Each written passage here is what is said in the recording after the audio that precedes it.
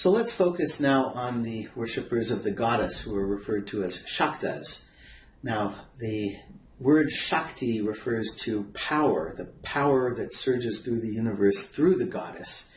There is a kind of philosophical background idea here that you have two different aspects in the universe: an inert matter that is associated with the male deity Purusha, and that the female energy of the goddess, the Prakriti, the two of them merge together, and that produces the universe. So there's some sense in which we could think about the goddess as a kind of Mother Nature sort of a figure.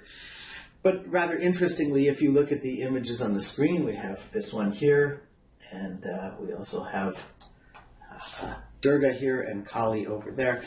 Neither of them look like what we would typically imagine a kindly, benevolent, mothering sort of figure to look like, and so we need to try and figure out what's going on here. The figure of Durga on the top left there, Durga in this particular story, one of the most famous in the Hindu tradition, that there's this terrible demon who's a buffalo demon, and he can change into all different animal forms. And he's wreaking havoc in the world, and all of the gods are trying to subdue him, and they can't. And finally they call on Durga. And all of the energy from their weapons goes back to Durga. And of course the assumption here is that she, as the embodiment of Shakti, is the source of their power. And so she takes all the power from all the gods back into herself, and then is able to slay the demon. So we have the idea of goddesses being this, pure kind of power and able to defeat evil, which is a very important concept. And not just defeating evil, but also restoring order. There's a sense that the demons in many of the Hindu myths represent the forces of chaos. And so it may take a kind of violence in order to restore that sense of order, which is what kind of a deep underlying theme throughout the Hindu tradition.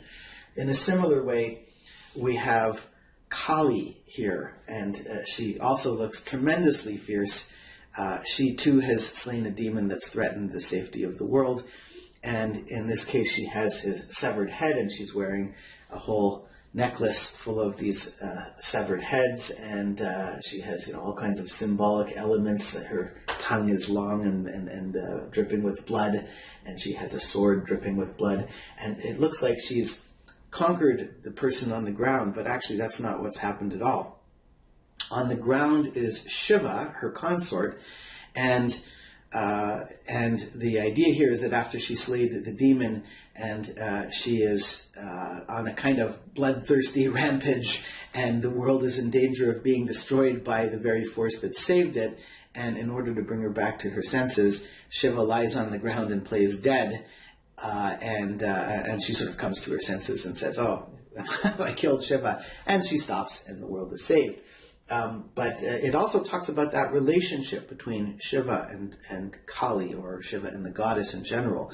And the idea goes back to what I opened up this discussion with, the idea that Shiva is the representative of Purusha, this male deity figure that is associated with meditative contemplation, as Shiva himself is.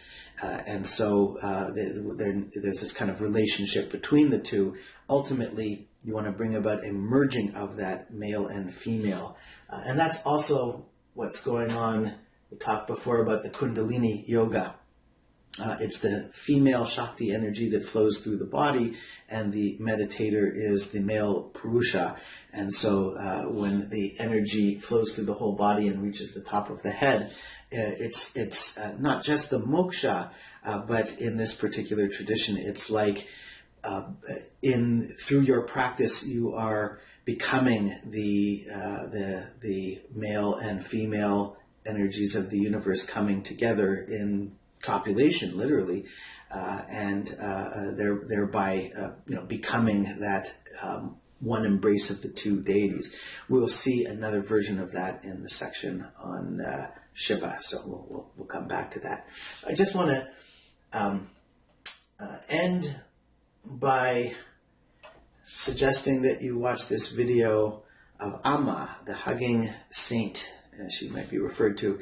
And she's an enormously popular figure, not only in India, but she comes to America too, and she goes around the country, and thousands of people come and see her, as you see in the video.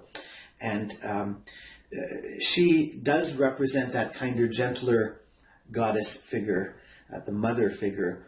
I want you to watch the video, and we can talk about it in class. It says something about the relationship between the individual human beings, of which she is obviously just one, but how we can draw on that divine source of power in order to transform ourselves and the world. So think about that, watch the video, we'll talk about it in class.